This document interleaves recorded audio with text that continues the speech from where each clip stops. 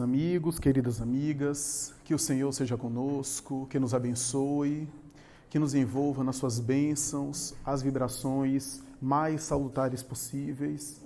Para mim é uma grata satisfação, uma honra, novamente regressar a essa casa, cumprimentando em nome de Caterine Quadros, que é normalmente a porta-voz que intermedia os convites que são formulados nessa casa, Mireia, Raimunda Gesteira, em nome de quem eu saúdo todos os trabalhadores, todos os dedicados, servidores dessa instituição abençoada.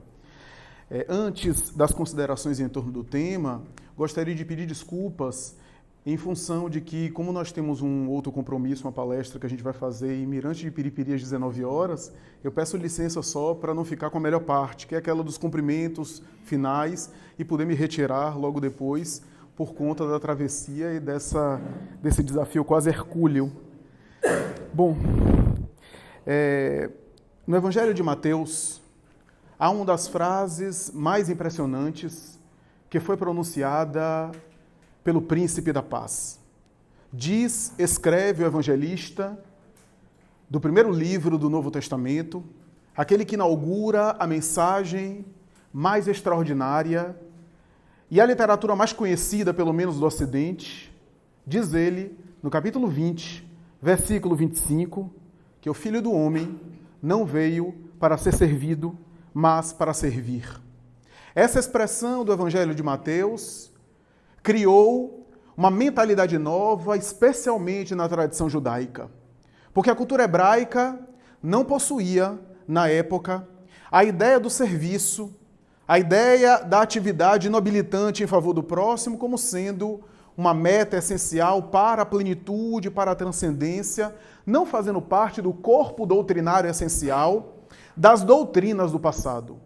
Na tradição judaica, uma série de colocações elevadas, dignificantes em torno da honra, da dignificação do hebreu, do filho de Yahvé.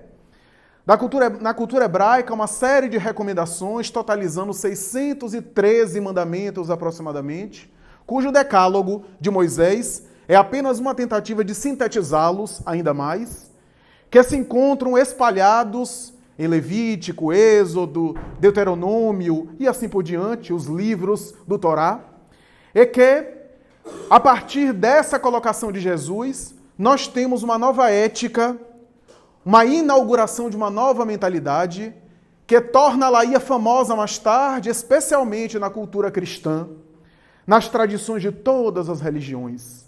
O Filho do Homem, disse Jesus, não veio para ser servido, mas para servir. Jesus, em palavras muito claras, utilizando a roupagem da língua hebraica, porque tinha que se comunicar, e possuía interlocutores na época, e aqueles interlocutores tinham o vocábulo, o vernáculo, as expressões, os jargões, que era do idioma semítico, da tradição do povo judeu.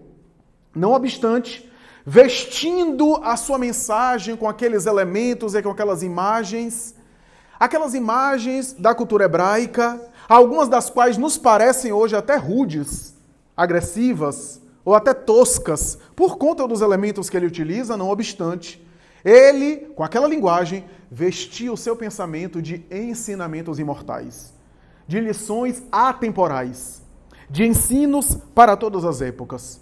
A ideia do amor que Jesus inaugurava, porque centralizou toda a sua ética no amor, na sua famosa trilogia, a Deus, ao próximo e a si mesmo, conforme escreve mais tarde Joana de Ângeles, no final do livro Amor, Imbatível Amor, vai Jesus estabelecer aí algo que a ética hebraica já conhecia como amor, mas estava associada, na tradição mosaica, amor aos pais, amor à família, amor ao clã e ódio aos inimigos, aos gentios, aqueles que não eram considerados filhos de Deus.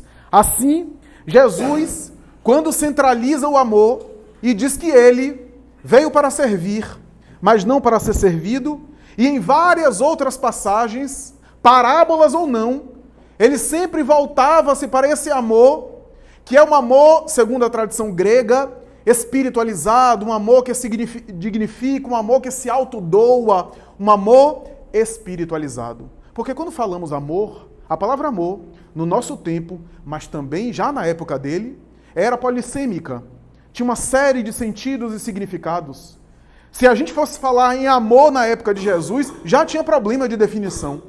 Porque aqui amor a gente se referia ao amor dos gregos, da tragédia grega, dos grandes escritores da literatura romântica, da tradição mais tarde da Idade Média, da Boêmia, o amor romântico, o amor da literatura convencional, o amor religioso, da liturgia especificamente, do isolamento, da interiorização. A palavra amor, na época dele, já tinha problemas e hoje, muito mais. Por conta da tradição que envolveu essa palavra em uma série de experiências, algumas das quais talvez esteja até inapropriada para usar o termo amor, e outras que são diferentes aspectos de um sentimento ou de uma experiência que é muito ampla e que abrange todas, mas não se limita a uma delas só. Que tipo de amor a gente poderia falar ao longo dos tempos? O amor, por exemplo, na tradição grega estava envolvido pela figura de Eros, o Cupido, filho de Afrodite e de Hermes, segundo a maioria dos mitólogos, e que estaria com aquela noção de cupidez, daí Cupido, sensualidade, pescando os corações apaixonados e enamorados através do seu arco e da sua flecha. Um Cupido malicioso, que tinha noção da sensualidade. Essa ideia que varou a tradição ao longo dos tempos e que o próprio Sigmund Freud, em alguns momentos da sua obra, utiliza a expressão amor no sentido meramente sexual, no sentido libidinal, envolvido naturalmente com aquela tradição que era a tradição comum do amor da libido, do amor naturalmente erótico, daí Eros, o deus Eros, do erotismo, que entende esse amor Eros. Mas essa é apenas uma experiência, não que não haja amor na experiência afetivo-conjugal, afetivo-sexual, mas é apenas uma das experiências, um dos aspectos do amor, porque o amor parece ser o móvel, o combustível da evolução do psiquismo. Está em experiências primárias, em vivências rudimentares e também em vivências mais sofisticadas. O amor parece se aprimorar com o próprio desenvolvimento de si mesmo, porque é o móvel, mas ao mesmo tempo é o produto da própria evolução. É por essa razão que quando Jesus tenta definir o que é que ele dizia por amar ao próximo como a si mesmo, o que é que ele significava, ele normalmente associava a um serviço, a uma atitude de dedicação, a ação do bem em relação ao próximo, que é esse amor que não apenas gosta, que eu posso gostar de alguém, achar a pessoa, poxa, que bacana aquela pessoa, super divertida, mas ficar apenas por isso mesmo. E de ano em ano, eu me aproximar da pessoa. Ou eu posso amar alguém e me preocupar com ela, que já é diferente. Veja que eu estou utilizando exemplos bem banais do cotidiano para ilustrar que, no primeiro exemplo, também há amor. Mas é um amor menos elaborado. É um amor cujo repertório inicial. A criança ama o pai. A criança tem um amor pela mãe, mas o amor de um filho de 5 anos é o mesmo que a mãe tem por ele? Não é. Pela diferença de percepção, de entendimento.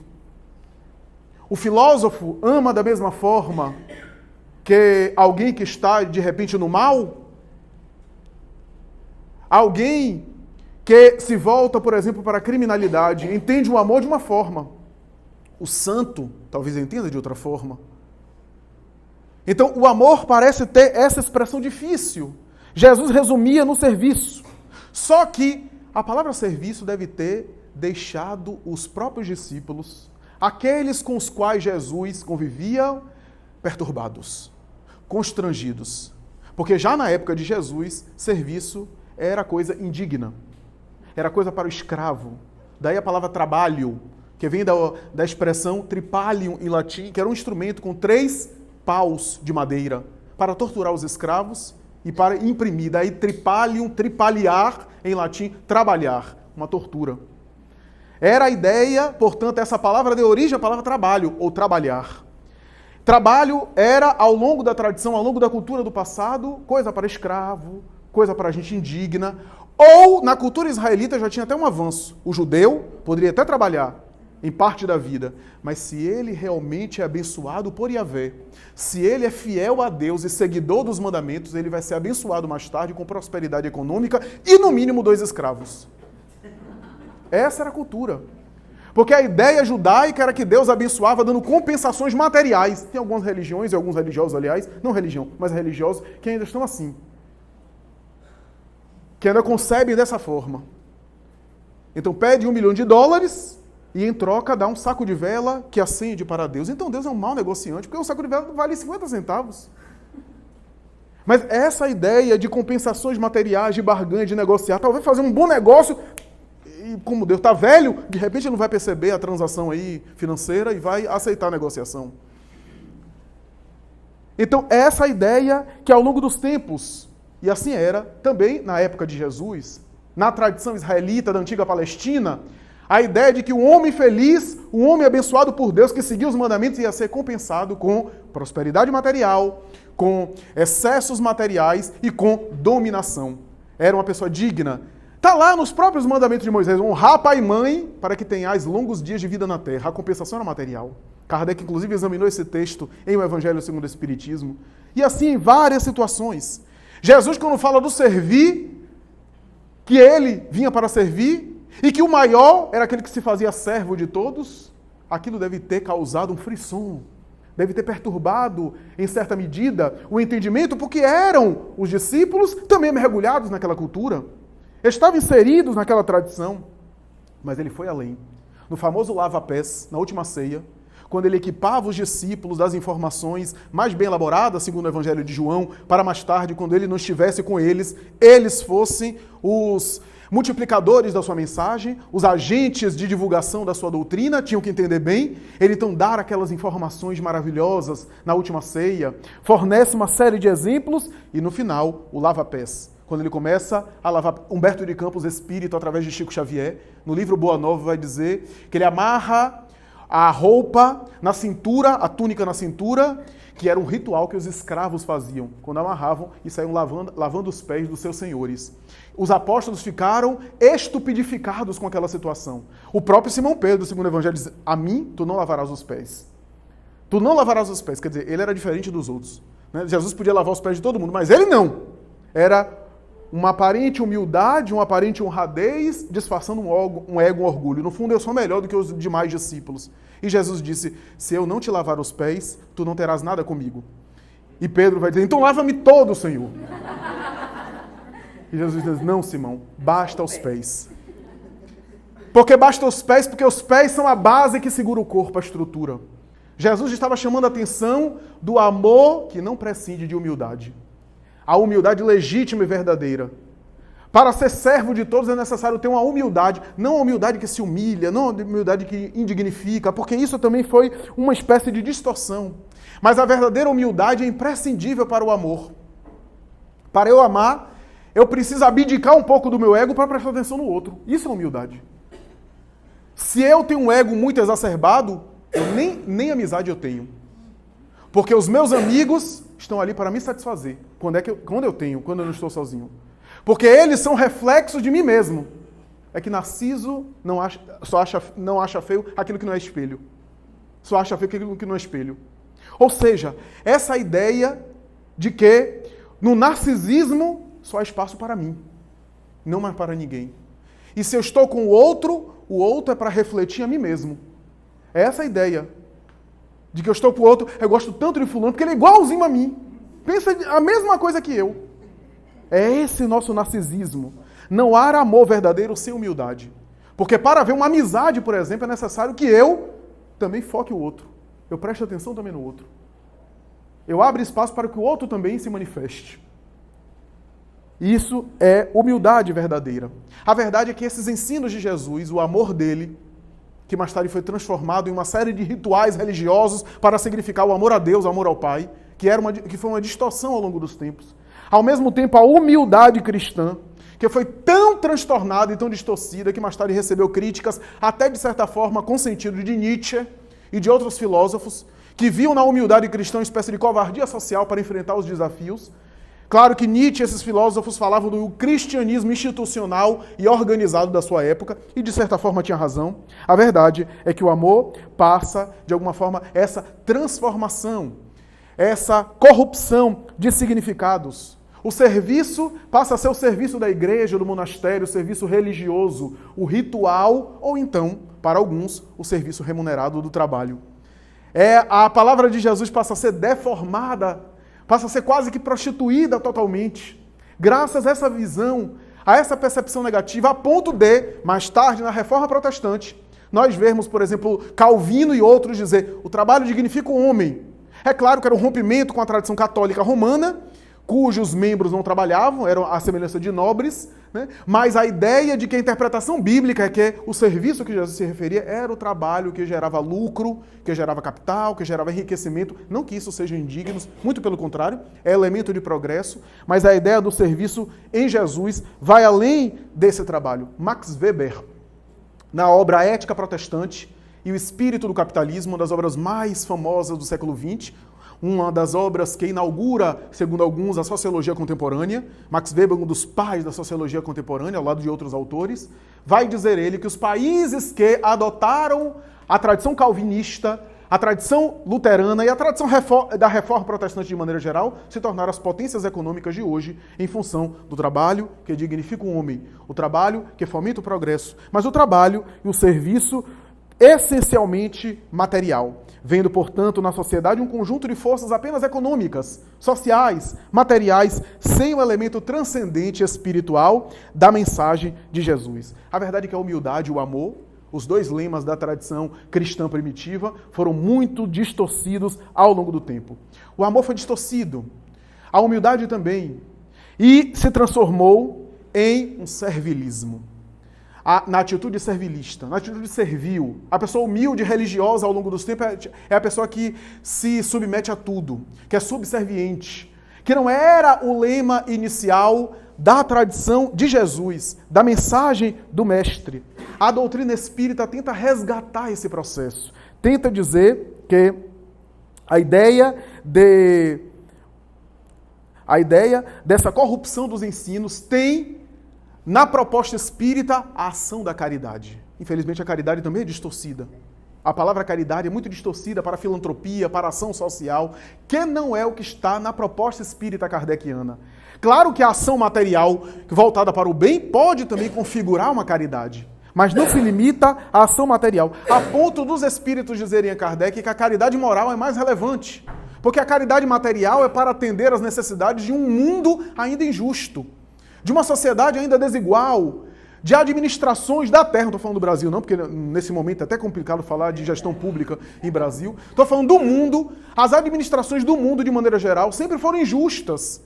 É natural que com isso a caridade material vai tentar diminuir esse incêndio com um pouco de balde de água, até que a sociedade evolua e organize isso. Mas quando não houver necessidades materiais, quando ninguém mais morrer de fome, quando não houver mais necessidades... E aí, acabou a caridade? Os espíritos dizem que não, que a caridade mais importante, aquela que é legítima, é a caridade moral. Porque fomenta o progresso daquele que faz, principalmente, porque exige de si o aperfeiçoamento de si mesmo e ilumina aquele que é seu beneficiário. A caridade do perdão, a caridade da convivência, a caridade da tolerância, a caridade dos relacionamentos, da forma como a gente se relaciona com os outros. Porque a caridade é o amor em ação, diz o Espírito Emmanuel, através de Chico Xavier. A caridade é aquele amor que Jesus ensinou em ação, em atitude. O Filho do Homem, portanto, veio para servir e não para ser servido. O móvel que faz o espírito evoluir, Kardec sintetizou tudo nas lições das bem-aventuranças e assim por diante, na expressão caridade. Porque é o móvel que faz a pessoa crescer. Porque a gente pensa em caridade só em algo altruísta. Mas toda ação que fomenta o progresso é caridade. Eram caridosos Madre Teresa de Calcutá, São Damião de Vesta, Vicente de Paulo. Mas era caridoso também na sua área Alexander Fleming, Pasteur, Einstein, que possibilitou, através dos seus engenhos e da sua produção cultural, uma nova visão na Terra, e hoje somos beneficiados deles. Não fosse a teoria da relatividade do tempo e do espaço, a gente não teria nem GPS, nem micro-ondas. E Einstein nem pensou na época que estava fazendo seus cálculos matemáticos e produzindo aquilo que produzia. Então vejamos que a coisa é muito mais complexa do que nós imaginamos. Os espíritos chegam a definir a caridade na questão 886, benevolência para com todos. Indulgência com as imperfeições alheias, perdão das ofensas. Sempre me chama a atenção que não há alusão direta a algo material. A ação material é consequência disso. Benevolência para com todos, não é beneficência. É benevolência, ou seja, a forma como eu trato o outro. Porque eu posso dar uma cesta básica xingando a pessoa. Mas a caridade é a benevolência, é a forma doce, é a forma amável de tratar os outros. A indulgência com as imperfeições alheias, eu percebo, e reflexão pessoal, especulação pessoal, que parece ser, não é à toa que os espíritos colocam benevolência, indulgência e perdão, porque parece ser expressões de um mesmo sentimento, de uma mesma realidade. Porque a benevolência é a forma amável como eu trato os outros. Mas quando esse outro está muito perto de você, esse outro tem imperfeições. E essas imperfeições vão lhe afetar na convivência. Se você tiver benevolência com elas, isso se chama indulgência com as imperfeições dos outros. Agora, se esse outro te magoa, a relação é muito próxima, quase sempre as relações mais próximas é que nos magoam. Porque às vezes do estranho a gente não espera muita coisa, mas das relações de intimidade é que a gente tem as maiores alegrias e as maiores tristezas. Então essas relações mais próximas nos magoam. Como é que eu posso exercer a benevolência por algo que me machuca? Perdão das ofensas. O perdão das ofensas é uma benevolência para essa agressão. Ou seja, a benevolência está presente em tudo. Por isso que é o primeiro item, é a base. A indulgência é uma benevolência mais sofisticada e o perdão ainda mais. É uma benevolência mais exigente. Então, são itens de uma mesma coisa, são expressões de uma mesma caridade, de uma mesma realidade. E Kardec vai chegar a dizer que a caridade, para ser caridoso, o indivíduo, quando expressa a caridade, é essencial que ele seja brando. Ou seja, que ele não seja ríspido, agressivo com os outros, a forma como ele trata os outros, porque isso é caridade moral, mais difícil do que a caridade material, como dizem os espíritos. Então a brandura é essencial para a caridade. E essa brandura vai gerar afabilidade e doçura, conforme a mensagem do Espírito Lázaro em O Evangelho segundo o Espiritismo, que o autor espiritual da mensagem que nos serve de tema, Hamed, utiliza como epígrafe inicial, como introdução ao tema que ele vai desenvolver, servilismo. A obediência é o consentimento da razão. A resignação é o consentimento do coração. Essa expressão de Lázaro que, a princípio, parece até enigmática. Ou seja, no obedecer a algo que nos faz sentido, eu estou agindo de maneira coerente e racional. Mas e para aquelas coisas que eu não entendo? Porque tem coisas que nos acontecem que a gente não consegue entender. Tem coisas cuja resposta a gente não vai receber agora. Talvez após a desencarnação. Talvez futuramente. Tem coisas que escapam à nossa capacidade de entendimento. Então, a obediência é quando eu compreendo e sigo. Não sigo obedecendo necessariamente a uma imposição do outro, mas sigo obedecendo à minha própria consciência. Por isso que Emmanuel vai dizer, em uma mensagem belíssima, uma frase que para mim, a princípio, soa enigmática. Ele vai dizer o seguinte, se não me falha a memória, está em Pensamento e Vida. Somente é livre quem conseguiu aprender a obedecer. Somente é livre. Por quê? Porque a pessoa que é insubordinada, no fundo, ela é aprisionada pela sua própria insubordinação. Quer ver uma coisa? Toda pessoa que quer controlar os outros vive controlada por esse controle, por essa necessidade de controle. Toda pessoa... Veja os relacionamentos amorosos. Aquele cônjuge ciumento que vive fiscalizando. Coitado, isso é uma tortura para ele. Vê no celular do marido, da esposa, a depender de quem seja, controlando, querendo saber. Ele, no fundo, é controlado por isso. Ele não sabe que ele está algemado por essa tortura de querer dominação. Quer se libertar disso? Aprenda a obedecer. Obedecer aqui no sentido de se liberar, de renunciar a essa necessidade de controle. Quanto mais eu quero controlar, mais aprisionado eu fico. Essa é a ideia que Emmanuel quis passar na sua mensagem essencial. A resignação, no entanto, é consentimento do coração. É aquilo que eu não entendo, mas por um sentimento de confiança irrestrita a algo maior, eu assimilo e procuro trabalhar. Eu aceito, não aceito de maneira cômoda, mas não adianta também, diante de uma situação que eu não compreenda. Eu estou com câncer em cima da cama, no hospital. Adianta eu maltratar a enfermeira? Meu câncer vai curar? Xingar o médico? Então, a obediência é essa racional. E aquilo que a gente não entende, emocional. Então, o Espiritismo nos coloca de uma forma essencial para dizer que o servilismo é essa atitude de distorcer a humildade. Essa atitude de aparentemente estar servindo, aparentemente estar ajudando, mas não com motivações livres, mas por conteúdo psicológico conflitivo, por baixa autoestima, por submeter-me a qualquer coisa, às vezes de maneira irracional. Então, o servil, em algumas experiências, a pessoa que está agindo de maneira servil, ou seja, na atitude servilista, na atitude de subserviência, de acomodação, de aceitação de tudo, em alguns momentos a gente não quer indispor-se, a gente é servil. A gente não quer, por exemplo, manter e sustentar a própria opinião, sem agressividade, sem bater de frente com ninguém, sem querer mudar a ninguém, mas se manter com aquilo que acredita. Essa postura servilista, algumas personalidades da época de Jesus viveram isso. E Jesus chamou de raça de víboras. Meu Deus, que desaforo, Jesus. Não, é porque a víbora é um animal mimético. Ela muda de cor, ela muda de expressão a depender do ambiente, ela se acomoda. Muitos de nós somos assim. Então, se está no meio de agressividade, de depravação, a gente fica pior do que todo mundo. E se está no meio religioso, a gente fica o santo Isildinho. Ah, dependendo do contexto, a gente se acomoda. Então a gente não tem uma referência própria, não sabe quem se é, não sabe os próprios limites, não sabe ser integral. Na expressão feliz de Joana de Ângelo, o homem integral, é uma pessoa inteira, plena, né? Uma pessoa que não tem conflito, que não é fragmentada. Essa é a ideia que o Espiritismo vem trazer para todos nós. Porque às vezes a atitude servilista é uma atitude de querer dominar. Eu domino de maneira passivo-agressiva. Na política isso é muito comum. Eu me submeto, eu faço conchavos, alianças políticas, eu me submeto mesmo, eu ajo de maneira subserviente, acato, para no fundo, uma manipulação de relações sociais, mais tarde eu conseguir dominar, através de uma atitude servil.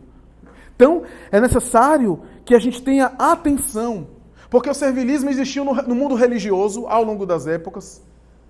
Quantas coisas aconteceram na tradição religiosa de posturas servilistas, que é uma postura de aparente virtude, que é essa atitude de se submeter para conseguir poder, dominar. Na tradição cristã romana da Idade Média, isso foi muito comum. Inclusive na disputa do Vaticano em determinadas épocas. Quem não se recorda das habilidades servilistas de um Alexandre VI, Rodrigo Borgia, que subiu ao papado depois de várias manipulações do poder, e outras personalidades históricas dentro e fora do Vaticano no seio religioso.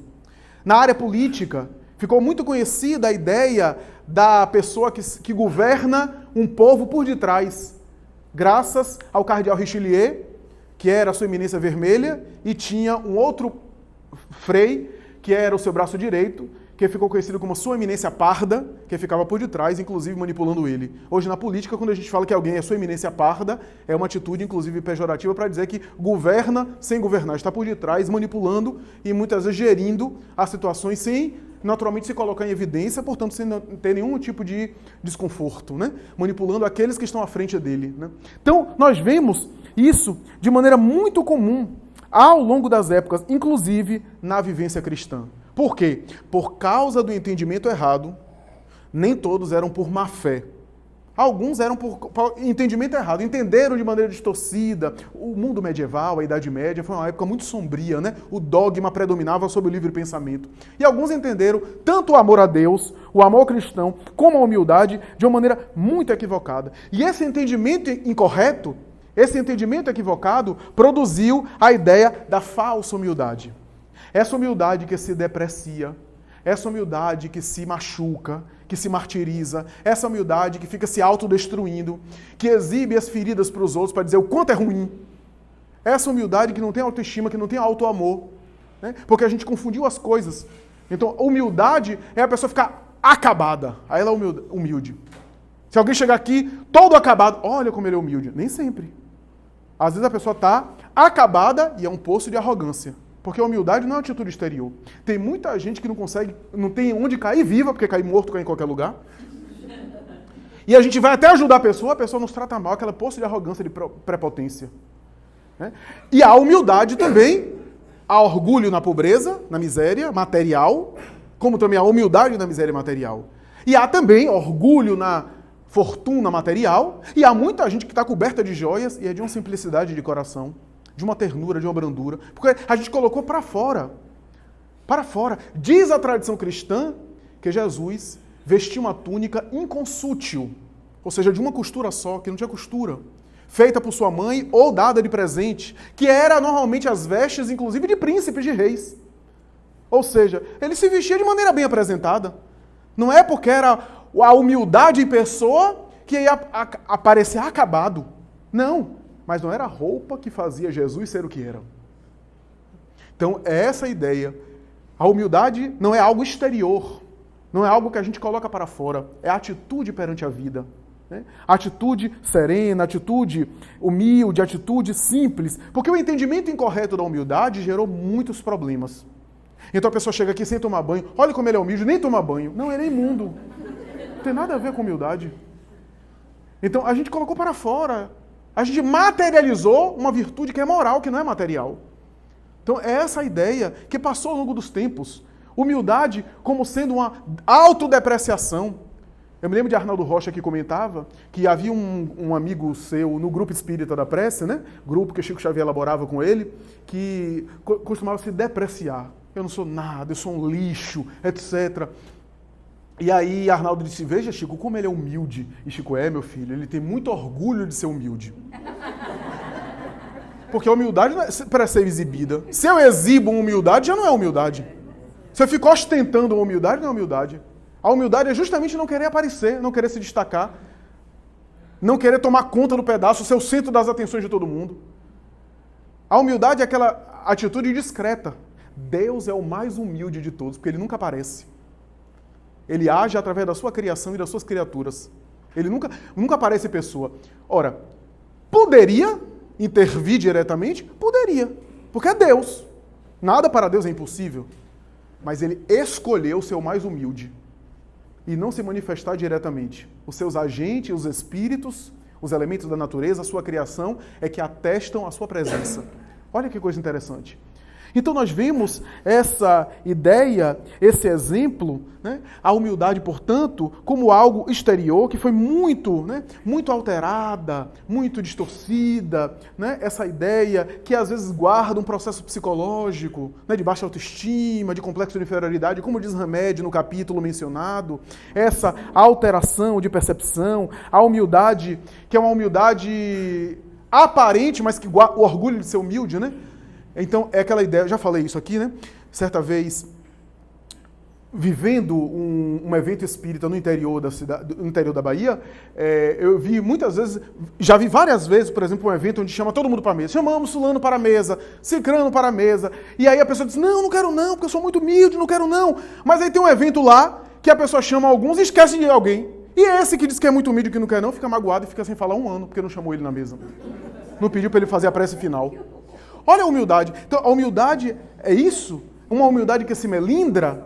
Uma humildade que quer aparentar ser humilde? Né? Como eu conversava com uma amiga minha, quer dizer, se estamos aqui no salão e a pessoa é tão humilde que ela vai sentar no chão, aí ela vai aparecer, porque ela é tão humilde que chama atenção. Então, eu chego aqui para fazer a palestra, eu vou sentar lá no fundo e sentar lá. E quando alguém me chamar, cadê Flávio? Vai chamar atenção, porque está lá no fundo. Humildade justamente... Eu não quero aparecer, eu quero ser discreto, quero ser humilde, eu sento como todo mundo, me misturo aí. No caso do palestrante, eu sento aqui porque fica mais próximo, causa menos barulho. Então, às vezes, a gente acaba distorcendo o que é humildade. Né? A humildade não é essa atitude exterior para parecer ser humilde, né? Ou parecer ser bonzinho.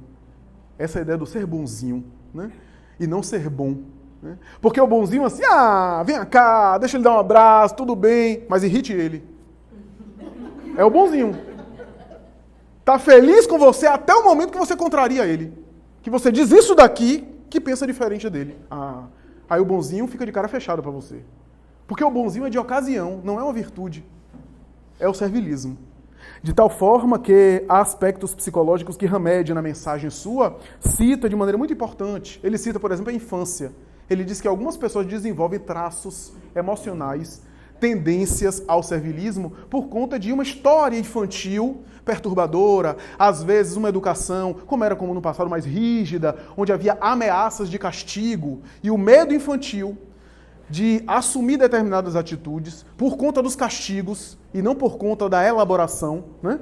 Ainda que haja limite, não estou dizendo educação libertina, que pode tudo, mas a ameaça de castigo gerou um medo infantil de esconder a sua própria realidade, diz o próprio autor espiritual. E esse medo de castigo gerou uma pessoa que para fora tinha que ser subserviente, ou seja, fazer a vontade para agradar, mas por dentro tinha uma outra realidade. Olha que coisa. Então Hamed cita e chama atenção para essas questões, questões que têm a ver com o mundo infantil. Joana de Ângeles, em uma mensagem belíssima, vai citar uma expressão que eu acho muito conhecida, muito curiosa, que é pessoa espelho. A pessoa espelho é aquela que está refletindo sempre os outros, ou seja, espelha o outro. Normalmente, diz Joana de Ângeles, são pessoas que experimentam um certo vazio existencial. E esse vazio é preenchido pelo ideal, pela referência, pelos desejos, pelos sentimentos do outro. Então, se eu sou uma pessoa espelho e começo a namorar com uma surfista, eu me torno surfista também. Aí eu separo dessa e me relaciono agora com a pagodeira, viro dançarino de pagode. Quer dizer, eu não tenho os meus parâmetros, não sei o que é que eu gosto, as minhas referências, né? E convivo com alguém que de repente tem preferências diferentes, o relacionamento afetivo pode ser muito bom.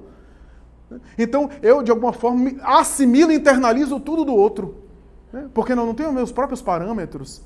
É essa fragilidade psicológica. Alguns transtornos de personalidade têm isso de uma maneira muito característica. Mas isso tudo é para tentar dar conta de uma grande insegurança. De uma grande insegurança emocional. Então, eu me aproprio do outro, eu reflito as opiniões do outro, eu falo aquilo que eu acho que vai agradar o outro, que o outro pensa, para me ficar bem, para que eu me sinta bem aceito, bem incluído, ou de alguma forma amado. Ah, fulano, eu gosto tanto de fulano porque ele concorda tudo comigo. Olha só.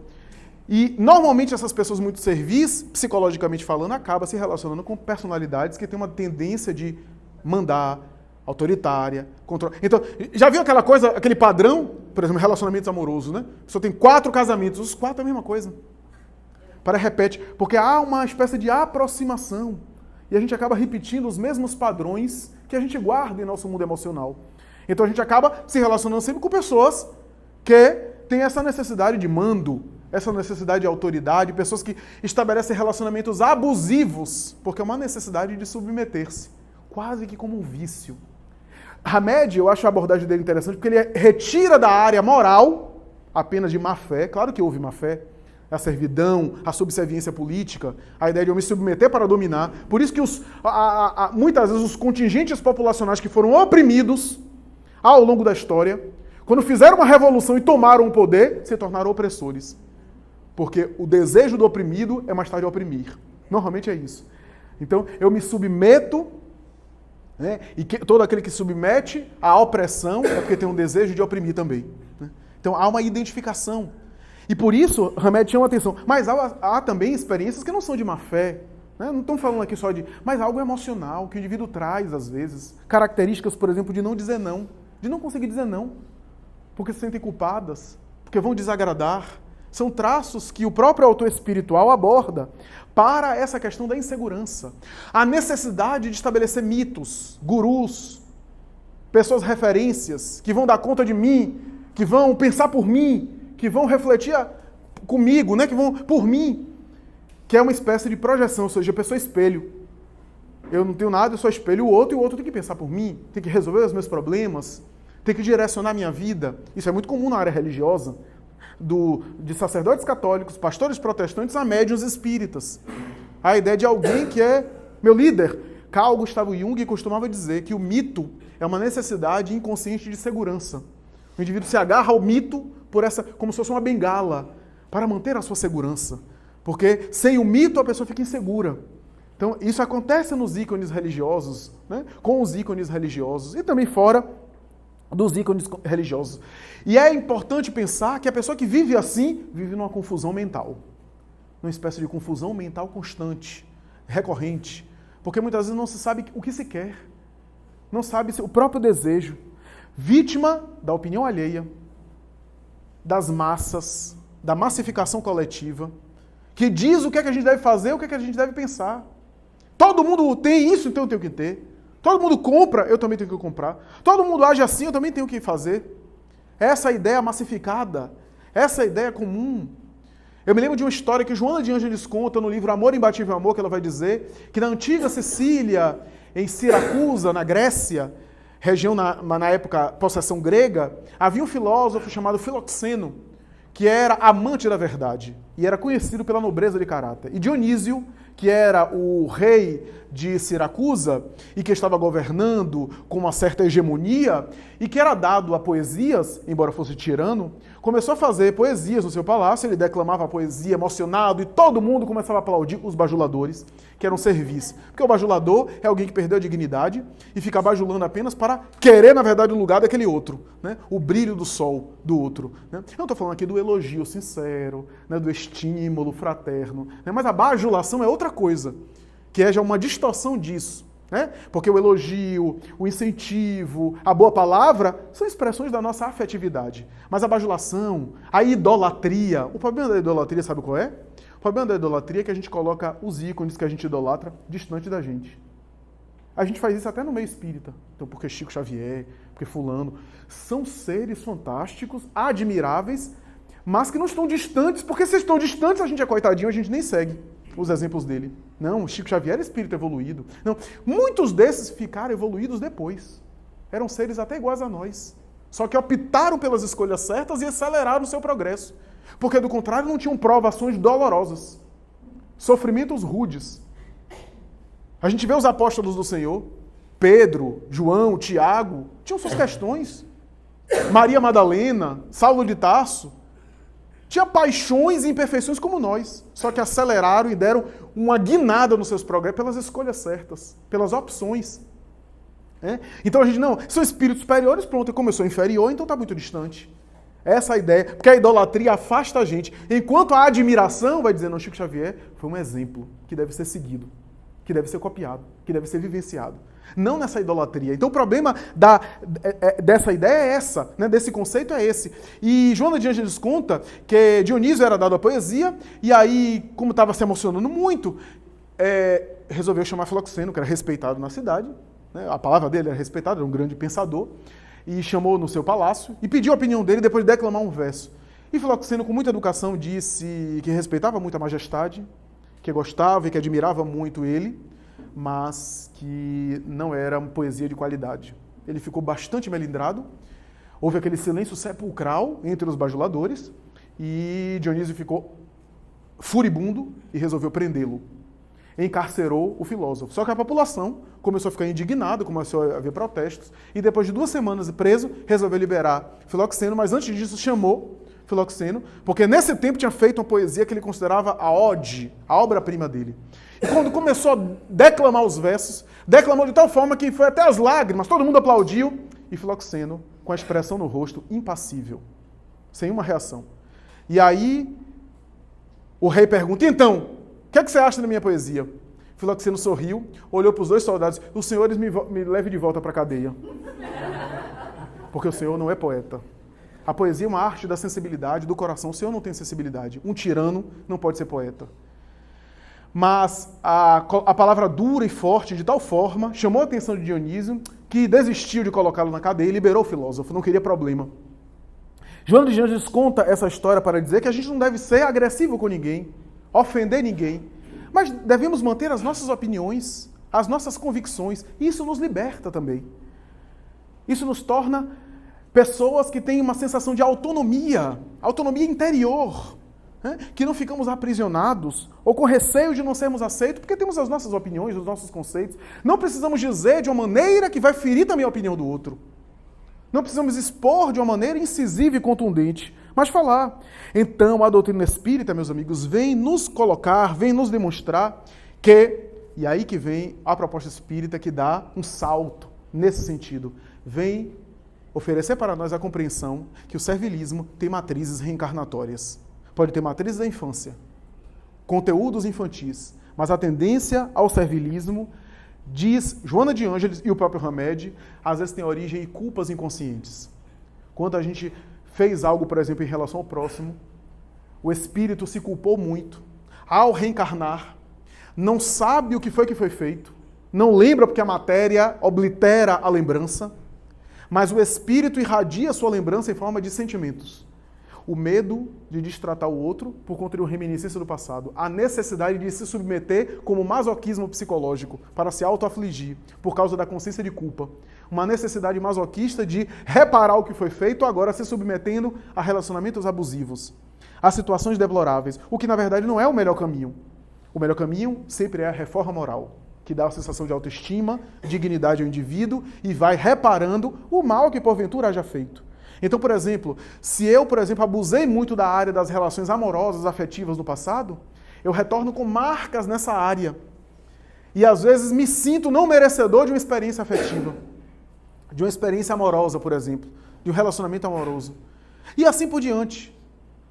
Na área financeira, na área familiar, na área psicológica de maneira geral. Então eu trago essas marcas desse servilismo que tem a ver com consciência de culpa. Eu me recordo de uma amiga que eu conheço ainda, ela inclusive faz acompanhamento psicológico, não comigo, porque nós somos amigos e ela já tinha experiência psicoterapêutica com outra pessoa, mas ela faz um trabalho interessante com um colega, mas ela tem uma tendência muito grande a se submeter e a se martirizar nas relações afetivas, amorosas e assim por diante, né? E teve um dia muito engraçado, porque assim, tinha como se fosse assim, essa região aqui, né, dessa mesa, havia alguns colegas sentados, eu estava com ela, com algumas pessoas, e aí a gente se levantou para se dirigir para um outro cômodo, para outro local, para resolver algumas questões, e ela ficaria. E aí uma das nossas amigas disse assim, fulana, ó, a minha bolsa aí, fecha a minha bolsa e guarde ela, que na volta eu pego. E saímos. Quando voltou, essa pessoa estava quase tendo um surto. Porque ela sempre acha se incomodando as pessoas, se acha um peso em relação às pessoas. Ela tem uma tendência, a gente já conhece. Mas o que eu achei curioso é que quando chegou, a nossa amiga disse assim, olha, pode checar, abre a bolsa aí, veja que se está tudo aí, eu não mexi em nada não, etc. Já se justificando, já se deve... Nós somos amigos há tanto tempo, eu disse, fulana, você acha que ela vai... E ela mesmo falando, você acha que a gente vai duvidar da sua... que você foi pegar alguma coisa na bolsa da gente? Nós somos amigos há quantos anos? Você é um exemplo de honestidade. E realmente, é uma pessoa super correta, super rígida até. Eu disse, meu Deus, o que é isso? Etc. Fiquei com aquilo na cabeça e resolvi orar por ela. Orei, porque eu via que ela tinha traços de depressão. E um dia orando, me perguntando a mim mesmo, eu tive um insight. Não era um fenômeno ostensivo, mas uma espécie de percepção psíquica. Aquela percepção intracraniana, né, que alguns médiuns têm, né, uma sensação intracraniana, intrapsíquica. E a sensação que vinha era assim, ela realmente é honesta. Ela é honesta, mas não foi honesta. E ela traz um passado de desonestidade. De tal forma que hoje ela guarda uma culpa tão grande que ela acha que a qualquer momento alguém vai pegar ela no equívoco. O equívoco do passado. Que a justiça humana que não pegou ela no passado vai agora deflagrar o equívoco. Que vai agora retirar o véu. Que vai agora desmascará-la. E ela vive assim com essa reminiscência inconsciente. Se achando culpada, se achando responsável, se justificando para dizer que é honesta por conta de uma culpa inconsciente que ela não se dá conta. O Filho do Homem veio para servir e não para ser servido. Só para concluir, eu me recordo do livro Os Miseráveis, de Victor Hugo, quando naquela cena histórica na pena de Victor Hugo, Jean Valjean, que é pego por um policial ao assaltar a igreja que ele frequentava, e deveria ser agora punido pela legislação ferrenha da época. E naquele momento, ele que havia adotado uma postura servil, apenas para conseguir coisas materiais, para assaltar, pequenos crimes por causa também da sua miséria, das suas necessidades. O diálogo é impressionante, porque o policial pega, depois de fazer uma espécie de ronda, pega-o e leva-o até a igreja para devolver e depois para puni-lo com a cadeia e talvez com tortura. E antes de entregar aquilo que foi roubado, o material da igreja que foi roubado, alguma coisa de valor, o sacerdote, quando viu, olhou para o policial e disse, não, meu senhor, havia algum engano. Fui eu que dei. Eu dei para ele. Eu dei. Ele disse, mas sacerdote, o senhor deu coisa da igreja? Dei, meu filho, porque a igreja não precisa disso, Deus não precisa disso, Deus é dono de tudo, e ele estava precisando, eu doei para ele. Os policiais ficaram constrangidos, desalgemaram o homem, liberaram ele e foram embora. E Jean Valjean, envergonhado, chegou e disse: padre, você sabe que eu roubei, não sabe? Ele disse: sei, meu filho. E por que você fez isso? Por que você fez isso? Ele disse: porque há muito mais alegria de dar do que de reter. Entenda uma coisa, o segredo da vida é dar. Quem mais dá é mais rico. Quem retém é devedor da vida. E nunca te esqueças disso. E vai embora. Então, essa ideia do serviço, que extrapola o servilismo, que extrapola uma falsa humildade, foi essencial no diálogo de Jesus com Maria e Marta. Porque Marta estava naquele serviço afadigante. Mas se serviço verdadeiro, do ponto de vista cristão, for apenas atividade braçal, o umbral só teria espírito iluminado. Porque o que existe no umbral de movimentação para lá e para cá, de serviço braçal, não está no gibi. Nem sempre operosidade mecânica e braçal significa evolução espiritual. Marta, Maria, ali era o símbolo. Porque Maria havia escolhido a melhor parte. Estava fazendo um serviço que não tinha movimentação braçal, mas um serviço de mergulho interior. Estava ali bebendo. Maria escolheu a melhor parte, porque a melhor parte era ele. Só que naquele momento Jesus estaria ali naquela casa, na Betânia. Nunca mais. E os deveres de casa, atividade de casa, quem é dona de casa ou dono de casa sabe que serviço de casa não acaba nunca. Não ia acabar. Então, essa ideia da priorização, daí Dom Helder Câmara disse que o verdadeiro cristão tem o coração de Maria e os braços de Marta. Porque ele não negou a operosidade de Marta, mas são duas coisas que se conjugam. Os braços, mas o sentimento envolvendo a atividade braçal. A intenção, o envolvimento espiritual. Por isso, meus amigos, quando o indivíduo alcança a verdadeira humildade, como dizia Carl Gustav Jung, Jung tem um texto, e eu finalizo com esse texto de Jung, muito sábio. Aliás, muita coisa que Jung falou é de uma sabedoria impressionante. Jung vai dizer, na sua teoria sobre a individuação, o processo de maturação psicológica, trocando em miúdos, o processo de amadurecimento da criatura, de autodescoberta, que ele situava na segunda metade da vida, falava sobre esse tornar-se o si mesmo, ou seja, tornar-se aquilo que você está programado para ser. Ele utilizava a metáfora da própria semente que se torna árvore, depois de mergulhar no inconsciente com as suas raízes, no subsolo, mais tarde vai para o céu, através da sua folhagem.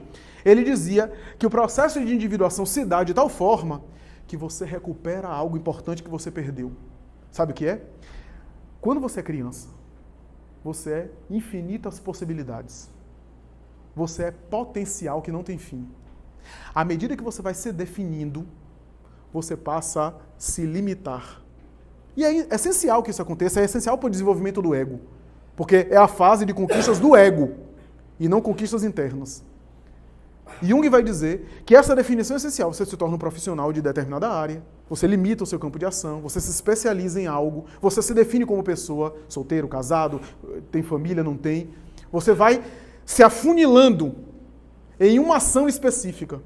Jung vai dizer que na segunda metade da vida, quando as conquistas egóicas foram feitas, e agora você faz o movimento contrário em conquistas interiores, quando a pessoa já conquistou as coisas, patrimônio, carreira, etc. Ele falava de maneira geral, claro que não é tão assim linear. E a pessoa, depois na segunda metade da vida, começa a pensar: e agora, para onde eu vou? Quais as metas minhas agora? São metas mais interiores. Não que a individuação sempre tem que ser feita a partir dos 40 anos, ele situava na época a partir dos 40 anos, não necessariamente.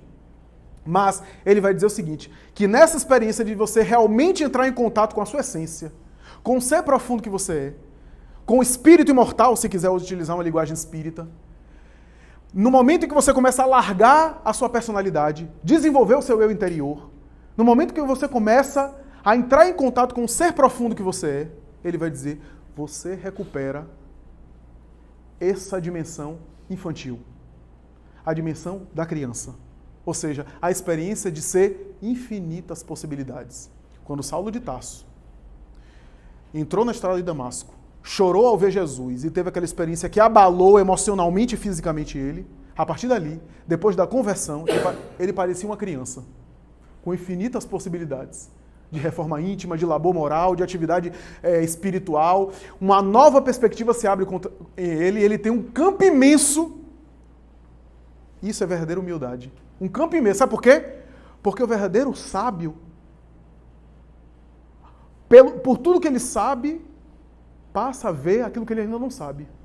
Por isso que ele é humilde, porque ele tem juízo na cabeça.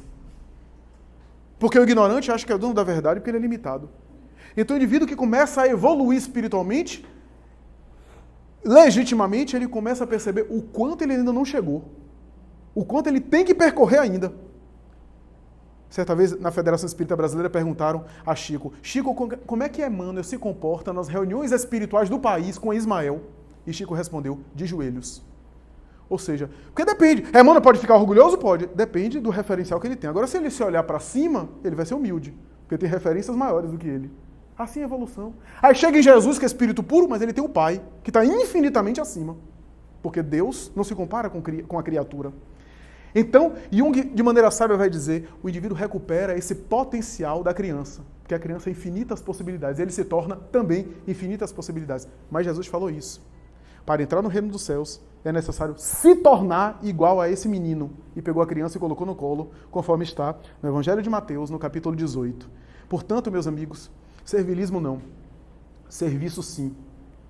Humildade legítima, amor ao próximo verdadeiro, através da ação do bem incessante, sem preocupação com coisa nenhuma. Agradecemos a oportunidade, repetindo aquilo que José Silvério Horta, certa vez, escreveu por Chico Xavier, em um dos seus livros, quando escreveu, em psicografia, Senhor, louvado seja, Senhor, na glória do lar celeste, pelo bem que nos trouxestes do Evangelho Redentor, na tarefa renovada que o teu olhar nos consente, de espírito reverente clamamos pelo teu amor, pobres cegos que fugimos, da luz que nos enleva, nossa oração rompe a treva, escuta-nos, mestre, e vem. Vem corrigir nosso passo, na estrada corrigida, sustenta a nossa vida na luta do eterno bem. Dá-nos, Jesus, tua bênção, bênção que conforta e levanta, para que a tua doutrina santa vibra pura e viva em nós. Faze, Jesus, de nós todos, na caminhada incessante, a todo momento e a cada instante, possamos ouvir-te a voz. Ampara nossa esperança, socorre nossa pobreza, liberta nossa alma presa do erro e da imperfeição. Mestre excelso da verdade, em todo momento e a cada parte, ajuda-nos a guardar-te no templo do coração. Muito obrigado. Muito obrigado.